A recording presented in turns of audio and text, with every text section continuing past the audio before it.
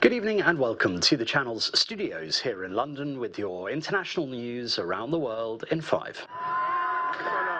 More anti-government protests have erupted in Iran for a 13th day in a row as the country's supreme leader lashes out at people demonstrating on the streets.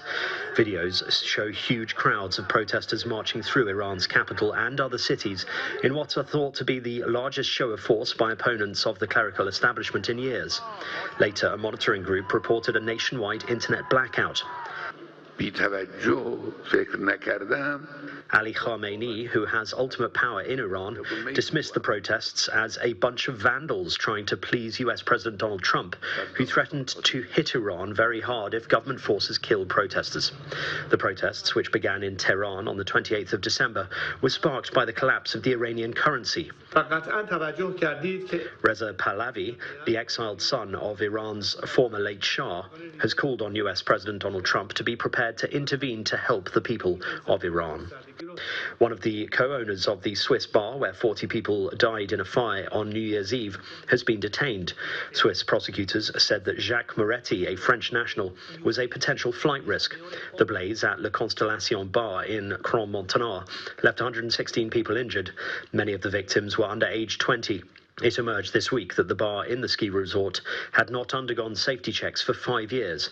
The decision to detain Jacques Moretti came after he and his wife, Jessica, who own the bar together, were on Friday questioned by prosecutors in the Swiss village. Immigrants are welcome here! People have taken to the streets of Minneapolis and other cities for a second night to protest against the killing of the 37-year-old Renee Nicole Good, who was shot in her car by a U.S. Immigration and Customs Enforcement agent.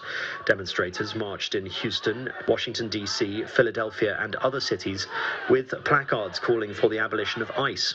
People laid floral tributes where Good's car crashed after the shooting, just blocks away from where George Floyd was killed in 2020, sparking weeks of nationwide protests.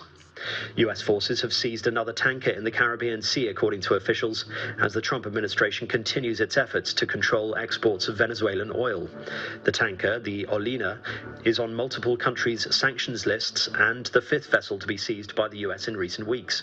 The US is using the seizures to pressure Venezuela's interim government and remove the so-called dark fleet of tankers from service.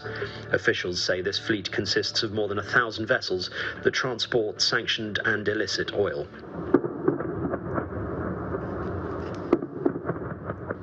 Russia has used the Oreshnik ballistic missile as part of a massive overnight strike on Ukraine.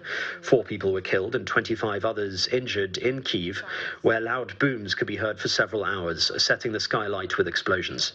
It is only the second time that Moscow has used the Oreshnik, which was first deployed to hit the central city of Dnipro in November 2024.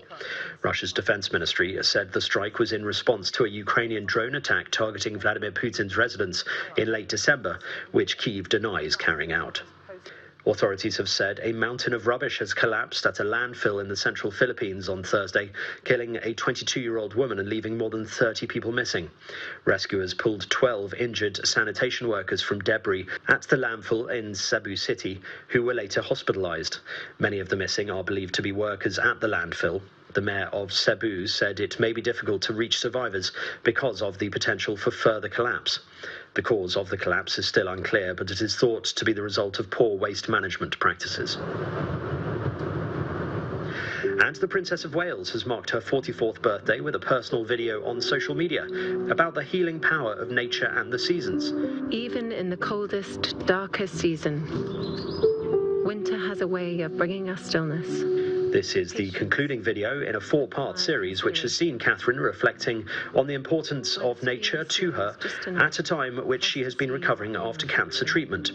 The video series, which began in the spring, has carried Catherine's personal and poetic thoughts on the positive impact of the natural world over images of the changing seasons.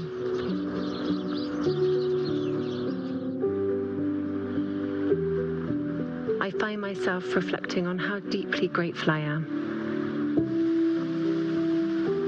For the rivers within us flow with ease. Fears washed away. Cleanse and purify.